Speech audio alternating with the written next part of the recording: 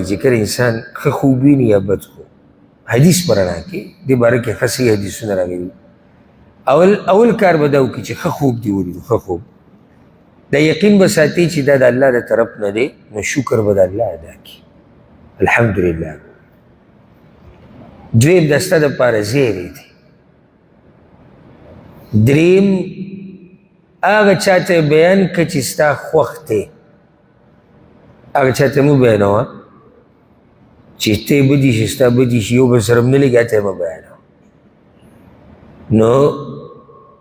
هغه چاته بیان که چې ستا ورسره طبیعت لګي ملګرتیا ده محبت څلورم ورسره دا خبره زیاتي یاده که که تعبیر راویسته غواړي نو هغه چاته بیان که چې هغه په تعبیر باندې پوه وای څو خبرې شو کمی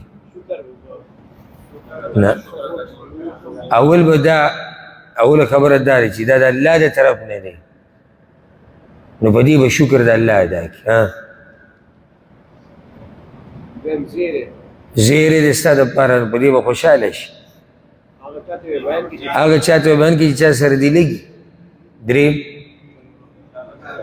څلورم هغه چاته به بیان کړي که تعبیر غواړي چې هغه په تعبیر پوهېږي او ګوره یعقوب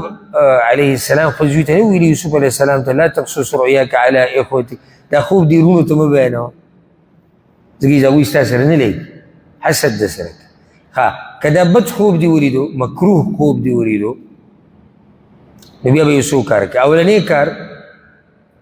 سوال به وکړي الله ته چې الله ما د دې خوب د شر نه وساته دویم کار اعوذ بالله من الشیطان الرجیم به ووایي درې پیرې د شیطان د طرف نه دریم ګس طرف ته به درې پیرې لاړې ټوکي څلورم په کوم اړخ چې پروت وي هغه به بدل کړي پنځم پابسي مونځ به وکړي چې بلکل ستا هغه طبیعت برابر شي د بد خوب سره د انسان طبیعت ډېر ګډوډ شوی شپږم کار به دا وکړي چې چاته به د سره نه بیانوي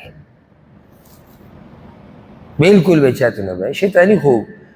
اخرنی کار وم دا یقین به ساتي چې دا ماته هېڅ نقصان نشي رسولی یېرېږه مه په دې او دا صحیح بخاري کې دا حدیث دی رسول صلی وسلم د دې خوب په باره کې وایي وليتعوذ بالله من شرها فإنها لا تضره سوال به وکړي الله ته چې الله ما د دې بد خوب د شر نه وساته او دا خوب رسول صلی الله علیه وسلم وایي چې دله به نقصان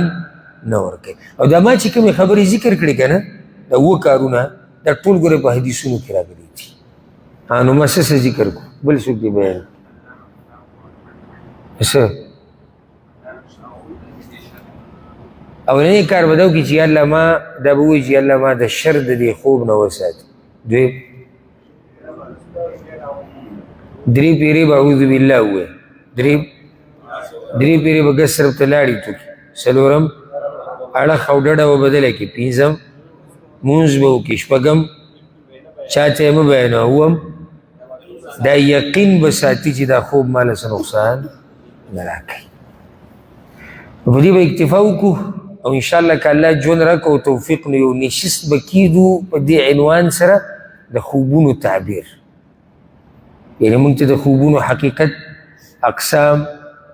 اقسام د خوبونو د خلکو اقسام په دې باب کې ټول موږ ته معلوم شو او د خوبونو تعبیر څنګه وي او څنګه نه وي دا به چېرته بیا په بله موقع بیان کړو رب العالمین دې موږ د شیطان د شر نه او د بدو خوبونو د شر نه وساتي